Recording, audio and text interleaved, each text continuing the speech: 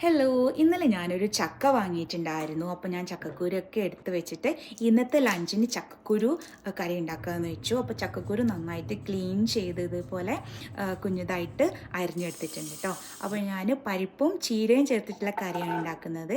പരിപ്പ് ഒരു അര ഗ്ലാസ് പരിപ്പ് നന്നായിട്ട് കഴുകി അതിലേക്ക് തന്നെ ചക്കക്കുരുവും ഒരു ടീസ്പൂണ് മുളക് പൊടിയും അര ടീസ്പൂൺ മഞ്ഞൾപ്പൊടിയും ആവശ്യത്തിന് ഉപ്പും വെള്ളവും ഒക്കെ ചേർത്തിട്ട് പ്രഷർ കുക്കറിൽ വേവിക്കാൻ വെച്ചിട്ടുണ്ട്. അപ്പോഴേക്കും ഞാൻ നമ്മുടെ ചീര അരിഞ്ഞെടുത്തിട്ടുണ്ട് കേട്ടോ. പിന്നെ അതുപോലെ തേങ്ങയുടെ അരപ്പിനായിട്ട് തേങ്ങയും കുറച്ച് നല്ല ജീരകവും ചെറികളും കൂടെ നന്നായിട്ട് അരച്ചെടുത്തു. അപ്പോഴേക്കും നമ്മുടെ പരിപ്പും അതുപോലെ ചക്കക്കുരുവും വെന്തു അതിലേക്ക് അരിഞ്ഞെടുത്തിട്ടുള്ള ചീര ചേർത്തു. അതൊന്ന് തിളച്ച് വരുമ്പോഴേക്കും ഞാൻ നമ്മുടെ തേങ്ങയുടെ അരപ്പും കൂടെ ചേർത്തിട്ട് നന്നായിട്ട് ഇളക്കി കൊടുത്തിട്ടുണ്ട് കേട്ടോ. ഇനി നമുക്കിതൊന്ന് വറവിട്ടെടുത്താൽ മതി. ഇനി ഞാൻ ഉപ്പേരിക്കായിട്ട് ബ്രസൽസ് സ്പ്രൗട്ടാണ് എടുത്തിട്ടുള്ളത്. അപ്പോൾ ബ്രസൽസ് സ്പ്രൗട്ട് കാണുമ്പോൾ ഒരു കുഞ്ഞ് ക്യാബേജിൻ്റെ പോലെ ഉണ്ടല്ലേ. അപ്പം ഇതിൻ്റെ മുകൾ ഭാഗം ഇതുപോലെ ഒന്ന് ജസ്റ്റ് ഒന്ന് കട്ട് ചെയ്തിട്ട് 2 പീസാക്കിയിട്ടും നമുക്ക് ഉപ്പേരി ഉണ്ടാക്കാം. അതല്ല ഇനി നമുക്ക് സാധാരണ നമ്മൾ ക്യാബേജ് ഉണ്ടാക്കുന്നത് പോലെ നന്നായിട്ട് ചോപ്പ് ചെയ്തിട്ടും ഉപ്പേരി ഉണ്ടാക്കാം കേട്ടോ. അപ്പോൾ ഞാൻ ഇന്ന് നന്നായിട്ട് നമ്മുടെ ക്യാബേജ് ഉണ്ടാക്കുന്ന പോലെയാണ് ഉണ്ടാക്കുന്നത്.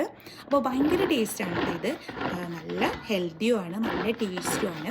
അപ്പോൾ ഞാൻ നന്നായിട്ടൊന്ന് ചോപ്പ് ചെയ്തെടുക്കുന്നുണ്ട്. അതുപോലെ ഞാൻ ഇതിലേക്ക് 2 പച്ചമുളക് കൂടെ ചേർത്ത് കൊടുക്കുന്നുണ്ട് കേട്ടോ ഉപ്പേരി ഉണ്ടാക്കുമ്പം. അപ്പോൾ ഞാൻ അതിനായിട്ട് 2 പച്ചമുളക് ഒന്ന് നടു ചീന്തിയിട്ട് ഇതിലേക്ക് ഇട്ട് കൊടുത്താൽ മതി.